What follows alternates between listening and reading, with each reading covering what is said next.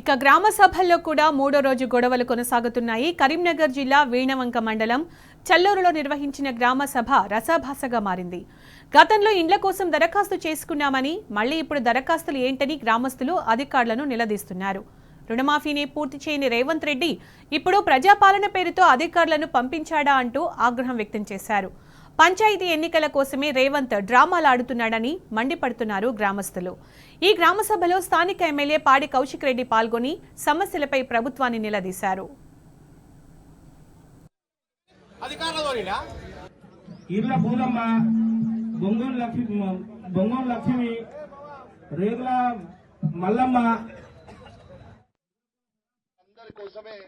నేను అటుది కూర్చోకుండా ప్రజల పక్షాన ఉండాలని ఇంటికి వచ్చి కూర్చున్నా, మీతోనే కూర్చున్నా, మీకోసమే ఖచ్చితంగా ఇప్పుడు ప్రశ్నిస్తా.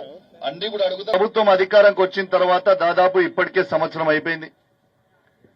కానీ ఇప్పటిదాకా ఒక్కసారి కూడా రైతు భరోసా రైతులకి వేయకపోవడం కొంచెం బాధాకరం.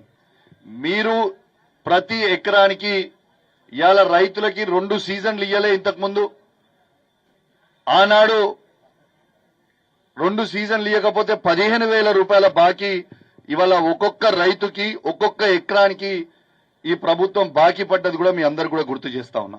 ఇలా ఇండ్ల అప్లికేషన్లు ఇలా 900 వారికి శాంక్షన్ అయిన లిస్ట్ ని మేము పైకి పంపినాం అన్నాడు.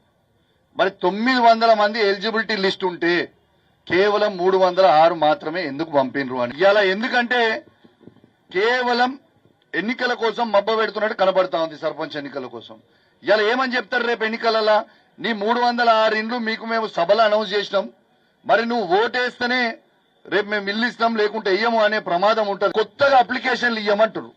ఇవాళ నేను అడుగుతా ఉన్నా, ఒక్కసారి అప్లికేషన్ ఇస్తే ఆ ఒక్క రైతుకు గాని, ఆ ఒక్క అక్కకు గాని, ఆ ఒక్క చెల్లకు గాని ఖచ్చితంగా 40 నుంచి 50 రూపాయలు ఖర్చు అవుతా ఉంది. మరి మీకు ఇప్పటికే 3 సార్లు ఇచ్చిండ్రు.